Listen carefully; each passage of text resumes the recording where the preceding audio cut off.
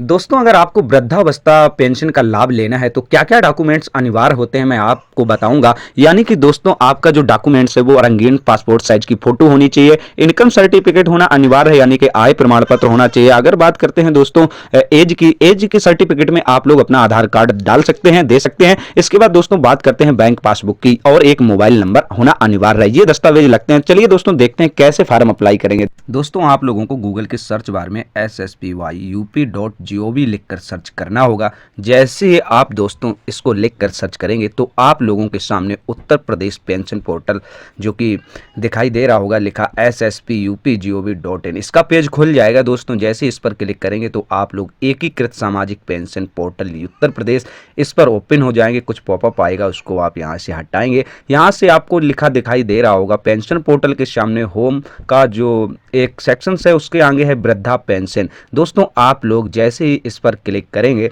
तो आप लोगों के सामने कुछ इस तरह का पेज ओपन हो जाएगा, जहां लिखा दिखाई दे रहा होगा कि वृद्धा पेंशन ऑनलाइन आवेदन करें, आवेदक लॉगिन और पात्रता। तो जैसे ही दोस्तों ऑनलाइन आवेदन पर क्लिक करेंगे, यहाँ पर आप लोगों को अपनी व्यक्तिगत जानकारी फिलअप करनी होती है। जैसे कि आपका जो जिला पड़ता हो उस जिले को यहाँ से सिलेक्ट कर लेंगे। ऑटोमेटिक जो डिस्ट्रिक्ट हैं उत्तर प्रदेश के वो सारे यहाँ पर खुल जाएंगे। इसके बाद अगर आप ग्रामीण क्षेत्र से हैं तो ग्रामीण सिलेक्ट करिए, अदरवाइज आप नगरीय। बारी बारी से अपनी तहसील सिलेक्ट करेंगे। जैसे ही तहसील सिलेक्ट करेंगे आप अपना ब्लॉक सिलेक्ट करेंगे, ऑटोमेटिक ऑप्शन से खुल जाएगा। ब्लॉक के बाद ये जो मेंशंस वाली अगर चीज़ें बताएं हम, तो इसी प्रकार से ये सारी जो डाटा है बहुत बारीकी पूर्वक से हम अपना भरेंगे यहाँ से। इसके बाद दोस्तों हम अब आपको ले चलते हैं कि जैसे कि आपने डिस्ट्रिक्ट सेलेक्ट की, इसके बाद जो भी आप ग्रामीण क्षेत्र से हो तो ग्रामीण, इसके बाद तहसील जैसे ही सिलेक्ट करेंगे दोस्तों तो आप लोगों के सामने आप ब्लॉक का ऑप्शन खुल जाएगा। तो जो भी आपका ब्लॉक लगता हो तो आप अपना ब्लॉक सिलेक्ट कर सकते हैं। फिर इसके बाद आप लोगों के सामने एक पेज खुलेगा, जैसा कि यहाँ देख रहे होंगे आप लोग कि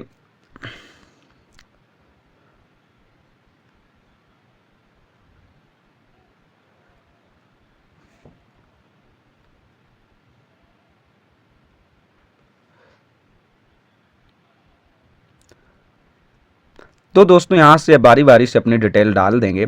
ग्राम पंचायत सिलेक्ट करने के बाद दोस्तों यहाँ से सर्वप्रथम आप लोग अपना डिस्ट्रिक्ट सिलेक्ट करेंगे। जैसे ही दोस्तों आप लोग डिस्ट्रिक्ट सिलेक्ट करेंगे, अगर आप लोग ग्रामीण क्षेत्र से हैं तो आप लोग अपना ग्रामीण, और निवासी जो रेसिडेंट हैं या नगरी हैं तो आप लोग अपना जो भी हैं आप लोग अपना चूज कर सकते हैं। इसके बाद तहसील को जैसे ही सिलेक्ट करेंगे तो आप लोगों के सामने इस तरह का जो ब्लॉक ऑप्शन है वो ऑटोमेटिक खुल जाएगा। जो भी आपका यहाँ से ब्लॉक लगता हो ब्लॉक को फिलअप करिए। इसके बाद ग्राम पंचायत जो भी आपकी लगती है उस ग्राम पंचायत के ऊपर क्लिक करिए। इसके बाद दोस्तों हम बात करेंगे नेक्स्ट स्टेप में आपको अपना गांव सिलेक्ट करना है। जिस ग्राम पंचायत में जितने गांव लगते हैं वो यहाँ पे आपके शो हो जाएंगे। तो दोस्तों इसी प्रकार से हम अपनी डिटेल बहुत बारीकी पूर्वक से भर लेंगे। इसके बाद आवेदक का जो नाम है, जो एप्लीकेंट का नाम है दोस्तों आधार कार्ड के अनुसार ही डाला जाए, एक भी अल्फाबेट मिसमैच नहीं होना चाहिए। इसके बाद जो आपका यानी कि जेंडर्स आप जो हो, मेल फीमेल या अदर हो, जो भी हो, आप मेल हो तो पुरुष हैं तो मेल पर क्लिक करिए, महिला हैं तो फीमेल पर क्लिक करिए। जिस 60 वर्ष की जो पेंशन है, वृद्धावस्था पेंशन है, जिस 60 वर्ष होने पर सरकार जो है हम लोगों को पेंशन प्रोवाइड करती है हमारे जीवन यापन और हमें दवा दारू का जो खर्च होता है जो कि यूपी सरकार द्वारा दिया जाता है। इसी प्रकार से आगे दोस्तों मैं बताऊंगा, बहुत ही सिंपल प्रोसेस रहता है। जन्म तिथि आप लोग अपनी भर लेंगे। इसके बाद आपके जो पिताजी हैं आप उनका डाल सकते हैं, नाम हस्बैंड यानी कि या फादर, जो भी आप जिस रिलेटिव से हों उसका आप यहाँ से भर लेंगे। इसके बाद अगर जेंडर की बात करते हैं, श्रेणी की बात करते हैं, कैटेगरी की बात करते हैं तो दोस्तों आप लोग यहाँ से ओबीसी या ST SC अदर्स ऑप्शन। इसके बाद मोबाइल नंबर आप लोगों को फिलिप करना होगा। मोबाइल नंबर फिलिप करते ही आपको कन्फर्म मोबाइल नंबर, आपको पुनः वही मोबाइल नंबर फिर डालना होगा। तो दोस्तों इसी प्रकार से हम स्टेप बाय स्टेप सारा डाटा यहाँ से फिलिप कर लेंगे, जैसे कि कोई दिक्कत ना हो, और बहुत ही सिंपल प्रोसेस रहता है दोस्तों। स्क्रॉल डाउन करने के बाद यहाँ लिखा दिखाई दे रहा होगा पूरा पता, यानी कि कंप्लीट एड्रेस।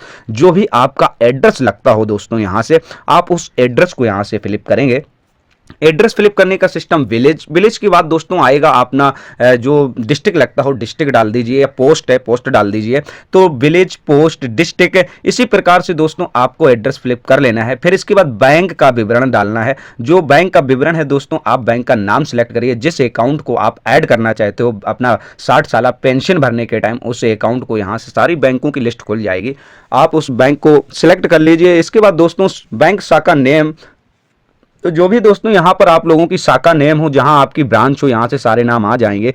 तो दोस्तों जैसे ही नाम सर्च करेंगे तो आपके सामने IFSC कोड ऑटोमेटिक जनरेट होके आ जाएगा।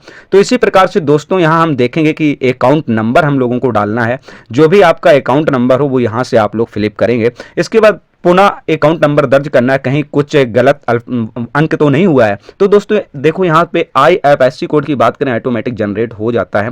इसके बाद आय का विवरण हमें देना होता है, जो कि यूपी सरकार का जो एक गाइडलाइंस है वो ये है कि लगभग 2 लाख के नीचे ही आय इनकम होना चाहिए प्रति वर्ष। यानी कि अगर बात करें सपोज डैट, तो 1 लाख के नीचे ही आज की डेट में आय होगी, तो अधिकतर ज़्यादा से ज़्यादा चांस रहते हैं कि हमारा जो 60 साल फॉर्म है वो सबमिट हो जाएगा, आगे चलकर हमें इसका लाभ मिलेगा। तो दोस्तों आय प्रमाण पत्र आप लोग बनवा लेना है।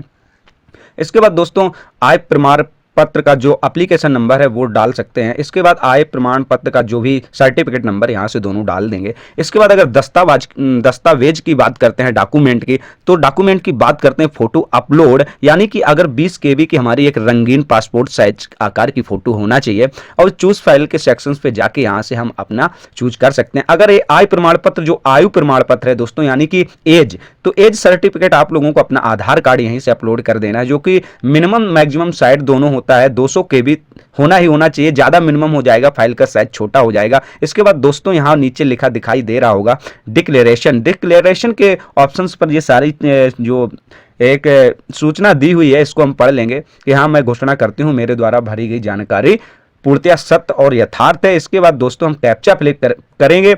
इसके बाद सबमिट के ऑप्शन पर जैसे ही क्लिक करेंगे, आपके रजिस्टर्ड मोबाइल नंबर पर जो आपने डाला था वहां पर आपका रजिस्ट्रेशन नंबर पहुंचा दिया जाएगा, वहां मिल जाएगा। तो इसी प्रकार से हम वृद्धावस्था का फॉर्म भर सकते हैं, लाभ ले सकते हैं और घर बैठे अपनी दवा दारू यानी कि जो सरकार द्वारा खर्च दिया जाता है वो हमें उसका लाभ ले सकते हैं। तो हर महीने दोस्तों 1000 रुपए आते हैं। इस प्रकार से हर बुजुर्ग, हर 60 साल व्यक्ति, चाहे वो पुरुष हो या महिला हो, सबको फार्म भरना चाहिए। बहुत ही सिंपल पूर्वक ये फार्म भर सकते हैं। अगर अभी तक आप लोग हमारे चैनल पर नए हैं तो दोस्तों हमारा चैनल सब्सक्राइब करिए, लाइक करिए, शेयर करिए, ताकि आने वाला वीडियो आप सभी तक सबसे पहले पहुंच सके। जय हिंद दोस्तों, नमस्कार।